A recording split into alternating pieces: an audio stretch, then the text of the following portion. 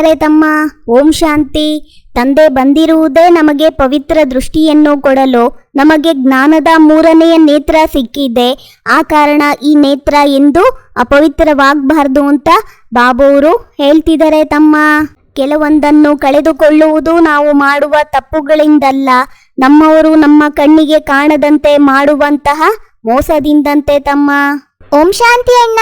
ಅಣ್ಣ, ಇವತ್ತು ಬಾಬಾ ಹೇಳ್ತಿದ್ದಾರೆ, ನೀವು ಬೇಹದ್ದಿನ ಸನ್ಯಾಸಿಗಳಿಗೆ ತಂದೆಯು ಯಾವ ಒಂದು ಶ್ರೀಮತ ಕೊಟ್ಟಿದ್ದಾರೆ ಗೊತ್ತಾ? ತಂದೆಯ ಶ್ರೀಮತವಾಗಿದೆ, ನೀವು ನರಕ ಹಾಗೂ ನರಕವಾಸಿಗಳಿಂದ ಬುದ್ಧಿಯೋಗವನ್ನು ತೆಗೆದು ಸ್ವರ್ಗವನ್ನು ನೆನಪು ಮಾಡಬೇಕು. ಗೃಹಸ್ಥೆ ವ್ಯವಹಾರದಲ್ಲಿರುತ್ತಾ ನರಕವನ್ನು ಬುದ್ಧಿಯಿಂದ ತ್ಯಾಗ ಮಾಡಿ. ಈ ಹಳೆಯ ಪ್ರಪಂಚ ನರಕವಾಗಿದೆ.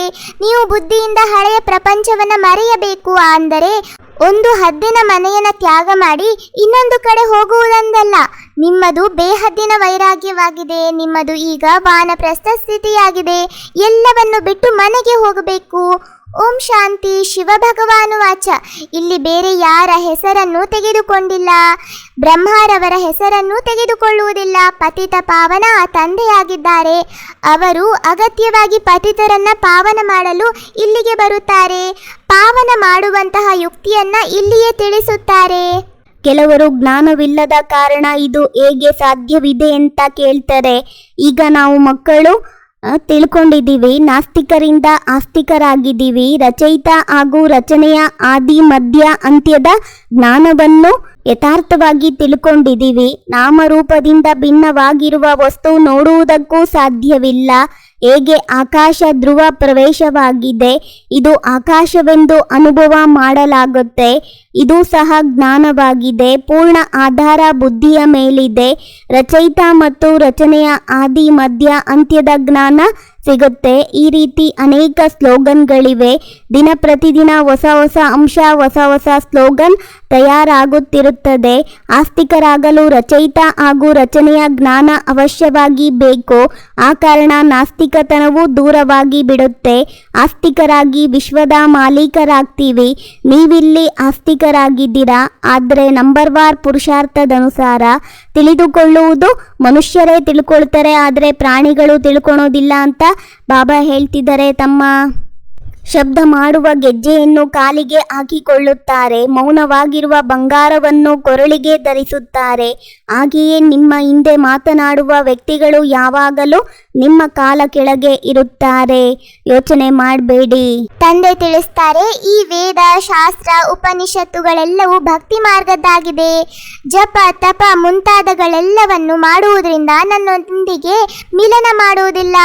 ಭಕ್ತಿ ಮಾರ್ಗವು ಅರ್ಧ ಕಲ್ಪ ನಡೆಯುತ್ತೆ. ಈಗ ನೀವು ಮಕ್ಕಳು ಎಲ್ಲರಿಗೂ ಈ ಸಂದೇಶವನ್ನು ನೀಡಬೇಕು. ಬನ್ನಿ, ನಾವು ನಿಮಗೆ ರಚಯಿತ ಹಾಗೂ ರಚನೆಯ ಆದಿ ಮಧ್ಯ ಅಂತ್ಯದ ಜ್ಞಾನವನ್ನು ಹೇಳ್ತೇವೆ. ಪರಂಪಿತ ಪರಮಾತ್ಮನ ಜೀವನ ಚರಿತ್ರೆಯನ್ನು ತಿಳಿಸುತ್ತೇವೆ. ಮನುಷ್ಯರಂತೂ ಅಂಶ ಮಾತ್ರವೂ ತಿಳಿದುಕೊಂಡಿಲ್ಲ. ಮುಖ್ಯವಾಗಿದೆ ಸಹೋದರ ಸಹೋದರಿಯರೇ, ಬನ್ನಿ, ಬಂದು ರಚಯಿತ ಮತ್ತು ರಚನೆಯ ಆದಿ ಮಧ್ಯ ಅಂತ್ಯದ ಜ್ಞಾನವನ್ನ ಕೇಳಿ ವಿದ್ಯಾಭ್ಯಾಸವನ್ನ ಮಾಡಿ. ಇದರಿಂದ ನೀವು ಹೀಗೆ ಆಗುತ್ತೀರಿ. ಈ ಜ್ಞಾನವನ್ನು ಪಡೆಯುವುದರಿಂದ ಅಥವಾ ಸೃಷ್ಟಿ ಚಕ್ರವನ್ನು ತಿಳಿದುಕೊಳ್ಳುವುದರಿಂದ ನೀವು ಇಂತಹ ಚಕ್ರವರ್ತಿ, ಸತ್ಯುಗದ ಮಹಾರಾಜ ಮಹಾರಾಣಿಯಾಗಬಹುದು. ಈಗ ಸ್ವಯಂ ತಂದೆ ಹೇಳ್ತಾರೆ, ಮಕ್ಕಳೇ ಪವಿತ್ರರಾಗಿ ದೈವಿ ಗುಣಗಳನ್ನು ಧಾರಣೆ ಮಾಡಿ ದೇವತೆಗಳಾಗಬೇಕು. ಯಾವುದೇ ಸನ್ಯಾಸಿ ಸಂಪೂರ್ಣ ನಿರ್ವಿಕಾರಿಯಾಗಿದ್ದಾರೇನೋ ಪದೇ ಪದೇ ವಿಕಾರಿಗಳ ಬಳಿಗೆ ಹೋಗಿ ಜನ್ಮ ಪಡೀತಾರೆ. ಕೆಲವರು ಬಾಲ ಬ್ರಹ್ಮಚಾರಿಗಳು ಆಗಿರುತ್ತಾರೆ. ಈ ರೀತಿಯಂತೂ ಬಹಳಷ್ಟು ಮಂದಿ ಇರ್ತಾರೆ. ವಿದೇಶದಲ್ಲೂ ಇರ್ತಾರೆ. ಯಾವಾಗ ವೃದ್ಧಾಪ್ಯವಾಗುತ್ತೋ ಆಗ ತಮ್ಮ ಪಾಲನೆಗಾಗಿ ವಿವಾಹ ಮಾಡಿಕೊಳ್ಳುತ್ತಾರೆ. ನಂತರ ಅವರನ್ನು ಪಾಲನೆ ಮಾಡುತ್ತಿದ್ದವರಿಗೆ ಬಿಟ್ಟು ಹೋಗ್ತಾರೆ. ಉಳಿದ ಹಣವನ್ನು ದಾನ ಮಾಡ್ತಾರೆ. ಇಲ್ಲಂತೂ ಅವರಿಗೆ ತಮ್ಮ ಮಕ್ಕಳ ಮೇಲೆ ಬಹಳ ಮೋಹವಿರುತ್ತೆ. 60 ವರ್ಷಗಳ ನಂತರವೂ ಮಕ್ಕಳಿಗೆ ಒಪ್ಪಿಸುತ್ತಾರೆ.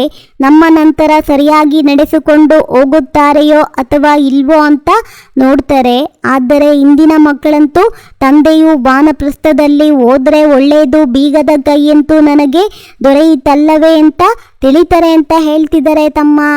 ಕೆಲವೊಂದು ಮಾತುಗಳು ಹೇಗಿರುತ್ತವೆ ಎಂದರೆ, ಹೇಳಿದವನು ಮರೆತು ಹೋದರೂ ಕೇಳಿಸಿಕೊಂಡವನ ಹೃದಯದಲ್ಲಿ ಅದು ಸೂಜಿಯಂತೆ ಸದಾ ಚುಚ್ಚುತ್ತಾ ಇರುತ್ತಂತೆ ತಮ್ಮ. ಅಣ್ಣ, ಬಾಬಾ ಹೇಳ್ತಾರೆ, ಯಾರು ಓದುತ್ತಾರೆಯೋ ಅವರ ಬುದ್ಧಿಯಲ್ಲಿ ನಾವು ಉತ್ತೀರ್ಣರಾದ ನಂತರ ಈ ರೀತಿ ಆಗುತ್ತೇವೆ ಎಂದು ಇರುತ್ತೆ. ಮೊದಲೆಲ್ಲ ವಾನಪ್ರಸ್ಥ ಜೀವನದಲ್ಲಿ ಗುರುಗಳನ್ನ ಮಾಡಿಕೊಳ್ತಿದ್ರು. ತಂದೆ ತಿಳಿಸ್ತಾರೆ, ನಾನು ಸಹ ಇವರ ವಾನಪ್ರಸ್ಥ ಸ್ಥಿತಿಯಲ್ಲೇ ಪ್ರವೇಶ ಮಾಡ್ತೇನೆ.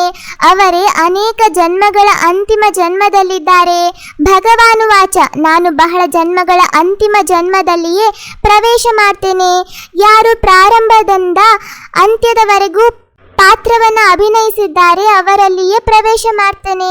ಯಾಕೆಂದ್ರೆ ಅವರೇ ಮೊದಲನೆಯ ನಂಬರಿನಲ್ಲಿ ಹೋಗಬೇಕಾಗಿದೆ. ಬ್ರಹ್ಮನಿಂದ ವಿಷ್ಣು, ವಿಷ್ಣುವಿನಿಂದ ಬ್ರಹ್ಮ, ಇಬ್ಬರಿಗೂ 4 ಭುಜಗಳನ್ನು ಕೊಡ್ತಾರೆ. ಲೆಕ್ಕಾಚಾರವನ್ನು ಅನುಗುಣವಾಗಿ ಬ್ರಹ್ಮ ಸರಸ್ವತಿಯಿಂದ ಲಕ್ಷ್ಮೀನಾರಾಯಣರು ಮತ್ತೆ ಲಕ್ಷ್ಮೀನಾರಾಯಣರಿಂದ ಬ್ರಹ್ಮ ಸರಸ್ವತಿ. ನೀವು ಮಕ್ಕಳು ತಕ್ಷಣವೇ ಈ ಲೆಕ್ಕಾಚಾರವನ್ನು ತಿಳಿಸುತ್ತೀರಿ. ಸದ್ಗುರು ತಂದೆಯ ನೆನಪಿನಿಂದ ಬುದ್ಧಿಯನ್ನು ಸತೋಪ್ರಧಾನ ಮಾಡಿಕೊಳ್ಬೇಕು, ಸತ್ಯವಾಗಬೇಕು, ಆಸ್ತಿಕರಾಗಿ ಅನ್ಯರನ್ನು ಆಸ್ತಿಕರನ್ನಾಗಿ ಮಾಡುವ ಸೇವೆ ಮಾಡಬೇಕು. ಈಗ ವಾನಪ್ರಸ್ಥ ಸ್ಥಿತಿಯಾಗಿದೆ. ಆದ್ದರಿಂದ ಬೇಹದ್ದಿನ ಸನ್ಯಾಸಿಯಾಗಿ ಎಲ್ಲದರಿಂದ ಬುದ್ಧಿಯೋಗವನ್ನು ತೆಗಿಬೇಕು, ಪಾವನರಾಗಬೇಕು ಹಾಗೂ ದೈವಿ ಗುಣಗಳನ್ನು ಧಾರಣೆ ಮಾಡಬೇಕು ಅಂತ ಬಾಬಾ ಹೇಳ್ತಿದ್ದಾರೆ ತಮ್ಮ. ಅಣ್ಣ, ಬಾಬಾ ನಮ್ಮೆಲ್ಲರಿಗೂ ವರದಾನ ಕೊಡ್ತಿದ್ದಾರೆ. ದೇಹ ಮತ್ತು ದೇಹದ ಜಗತ್ತಿನ ಸ್ಮೃತಿಯಿಂದ ಮೇಲಿರುವಂತಹ ಸರ್ವ ಬಂಧನಗಳಿಂದ ಮುಕ್ತ ಫರಿಷ್ಠಾ ಭವ. ಯಾರು ದೇಹ ಮತ್ತು ದೇಹಧಾರಿಗಳ ಜೊತೆ ಸಂಬಂಧ ಅರ್ಥಾತ್ ಮನಸ್ಸಿನ ಸೆಳೆತ ಇಲ್ಲ ಅವರೇ ಫರಿಷ್ಠ ಆಗಿದ್ದಾರೆ. ಫರಿಷ್ಠೆಗಳ ಕಾಲು ಸದಾ ಈ ಧರಣೆಯಿಂದ ಮೇಲೆ ಇರುತ್ತೆ. ಧರಣೆಯಿಂದ ಮೇಲೆ ಅರ್ಥಾತ್ ದೇಹ ಭಾನದ ಸ್ಮೃತಿಯಿಂದ ಮೇಲೆ. ಯಾರು ದೇಹ ಮತ್ತು ದೇಹದ ಜಗತ್ತಿನ ಸ್ಮೃತಿಯಿಂದ ಮೇಲೆ ಇರ್ತಾರೆ ಅವರೇ ಸರ್ವ ಬಂಧನಗಳಿಂದ ಮುಕ್ತ ಫರಿಷ್ಠ ಆಗ್ತಾರೆ. ಇಂತಹ ಫರಿಷ್ಠೆಗಳೇ ಡಬಲ್ ಲೈಟ್ ಸ್ಥಿತಿಯ ಅನುಭವ ಮಾಡ್ತಾರೆ. ಅಣ್ಣ, ಇಂದಿನ ಸ್ಲೋಗನ್ ಆಗಿದೆ, ವಾಣಿಯಂತೆ ನಡೆಯುವುದು ಮತ್ತು ಮುಖದಿಂದ ತಂದೆಯ ಸಮಾನ ಗುಣ ಕಂಡು ಬರಬೇಕು, ಆಗಲೇ ಪ್ರತ್ಯಕ್ಷತೆಯಾಗುವುದು. ನಿಮ್ಮೆಲ್ಲರಿಗೂ ಈ ಅಣ್ಣ ತಮ್ಮನ ಮುರುಳಿಯ ಕಾನ್ವರ್ಸೇಷನ್ ಇಷ್ಟ ಆಗಿದ್ರೆ ಲೈಕ್ ಮಾಡಿ, ಶೇರ್ ಮಾಡಿ ಹಾಗೂ ಈ ಚಾನೆಲ್ನ ಸಬ್ಸ್ಕ್ರೈಬ್ ಆಗೋದನ್ನ ಮರಿಬೇಡಿ. ಓಂ ಶಾಂತಿ.